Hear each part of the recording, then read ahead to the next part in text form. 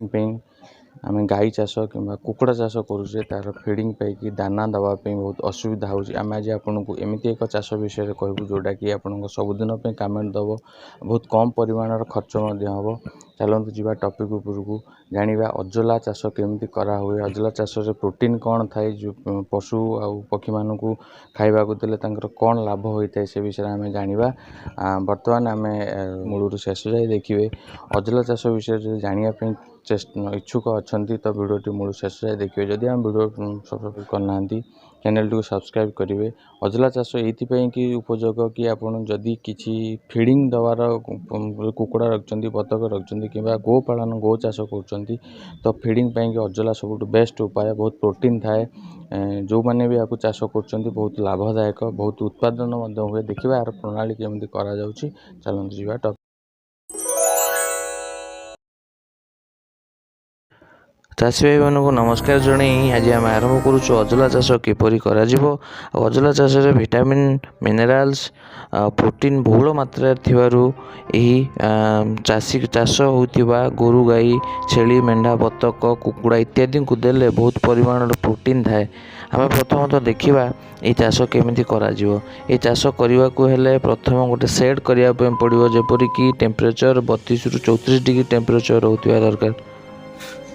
ଆମେ ଏଇଥିପାଇଁ ସେଟ୍ କରିବା ଦରକାର କି ଆମର ଯେଉଁ ଟେମ୍ପରେଚର ଖରାର ତାପମାତ୍ରା ଅତ୍ୟଧିକ ହେଲେ ଅଜଲା ବଢ଼ିପାରେନି, ଗ୍ରୋଥ୍ ହେଇପାରେନି। ତ ଆମକୁ ଗୋଟେ ସେଟ୍ କରିବା ପାଇଁ ପଡ଼ିବ, ଯେପରିକି ଅଜଲା ଯେଉଁଠି ଚାଷ ହେବ କିଛି ମାତ୍ରାରେ ଛାଇ ଦରକାର। ତାପରେ ଆମେ ଏହାକୁ ଟାଙ୍କି ଦ୍ୱାରା କରିପାରିବେ, ନିଜେ ଗାଡ଼ ଖୋଳିକିରି କରିପାରିବେ, ପୋଖରୀ ଦ୍ୱାରା କରିପାରିବେ। ଆକୁ କରିବାକୁ ହେଲେ ସର୍ବପ୍ରଥମେ ଆମେ ଟାଙ୍କି ଉପାୟରେ କହୁଛୁ। ପ୍ରଥମେ ଯେତେବେଳେ ଟାଙ୍କି କରିବେ, ଟାଙ୍କି ମିନିମମ୍ 4 ଫୁଟ ଉଚ୍ଚତା ହେଇଥିବା ଦରକାର। ଟାଙ୍କିର ଲମ୍ବ ପ୍ରାୟତଃ ଆପଣଙ୍କ ଅନୁସାର କରିବେ। 4ରେ 10 ଫୁଟ କରିପାରନ୍ତି, 20 ଫୁଟ କରିପାରନ୍ତି। ଏହା କଲା ପରେ ପ୍ରଥମେ କ'ଣ କରିବେ, ତା ଭିତରେ ଯେଉଁ ପାଣି ରହିବ, ପାଣିରୁ ଟାଙ୍କି ସମ୍ପୂର୍ଣ୍ଣ ନ ଦେଇ ଟାଙ୍କିଠୁ ଟିକେ କିଛି ମାତ୍ରାରେ କମ୍ରେ ପାଣି ଦେବେ। ଏହା ଭିତରେ ଗୋବର ଆଉ ଆପଣଙ୍କ ଯେଉଁ ଖତ ହେଉଥିବ, ଖତକୁ ଏହାକୁ ଏକତ୍ର ମିଶାଇ ସେ ଟାଙ୍କିରେ ଦେବେ। ଟାଙ୍କିରେ ଦେଲା ପରେ ଭଲ ଭାବେ ପାଣିରେ ମିଶିଗଲା ପରେ ଏହା ଏଥିପାଇଁ ଦିଆ ହୁଏ କି ଅଜଲାକୁ ମାନେ ଫିଡ୍ ଦେବା ପାଇଁକି ସାହାଯ୍ୟ କରେ ଖତ ଆଉ ଗୋବର।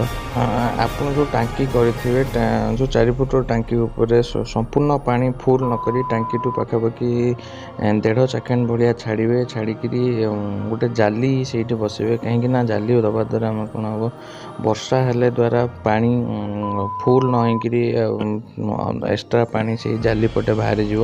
ଅଗ୍ରଭାଗରେ ଚାଖିଣ୍ଡେ ଛାଡ଼ିକିରି ଜାଲି ଦେବେ।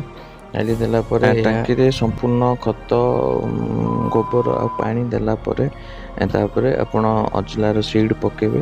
ସିଡ଼୍ ପକାଇଲାର ଗୋଟିଏ ୱିକ୍ ବାଦେ ସେ ଧୀରେ ଧୀରେ ଗ୍ରୋଥ୍ ହେବାରେ ଲାଗିବ। ତ ପାଖାପାଖି 15 ଦିନେ ଆପଣ ୱିକଲି 2ରୁ 3 ଥର ତୋଳି ପାରିବ। କିଛି ଦିନ ଗଲା ପରେ ଆପଣ 1 ମନ୍ଥ ଗଲା ପରେ ଡେଲି ଆପଣଙ୍କର ଗୋଟେ ମାନେ ହାରଭେଷ୍ଟିଂ କରିପାରିବେ। ତ ଏହାକୁ ଆମର ପଶୁପକ୍ଷୀଙ୍କି ଦେଲା ଫଳରେ ଏମାନଙ୍କର ପ୍ରୋଟିନ୍ ଆଉ calcium, carbohydrate, crude fat, nitrogen, phosphorus, calcium, potassium, magnesium, iron, soluble sugar, crude fibre, starch ପ୍ରଚୁର ମାତ୍ରାରେ ଥାଏ। ଆକୁ ଖାଇବା ଦ୍ୱାରା ପଶୁଜନ୍ତୁମାନେ ବହୁତ ହୃଷ୍ଟପୃଷ୍ଟ ହୋଇଥାନ୍ତି। ତ ଆଜି ଇଏ ଥିଲା ଅଜଲା ଚାଷର ପ୍ରୋସେସ୍ ଆଉ ପ୍ରଣାଳୀ। ଏହାକୁ ଖାଇବା ଦ୍ୱାରା କ'ଣ ହୁଏ। ଆଜି ପାଇଁ ଏତିକି। ନମସ୍କାର। ଆମ ଓଡ଼ିଶା ସବୁଠୁ ସୁନ୍ଦର। ଆପଣ ଅପେକ୍ଷା କରୁଥାନ୍ତୁ, ଆମେ ଅଜଲା ଚାଷର ସମ୍ପୂର୍ଣ୍ଣ ବିବରଣୀ ଦେଖେଇବୁ ଆଉ ଏକ କୃଷି ଭାଇଙ୍କ ପାଖକୁ ଯାଇକରି। ସେ ପର୍ଯ୍ୟନ୍ତ ଆମକୁ ବିଦାୟ ଦିଅନ୍ତୁ। ନମସ୍କାର। ଆମ ଓଡ଼ିଶା ସବୁଠୁ ସୁନ୍ଦର।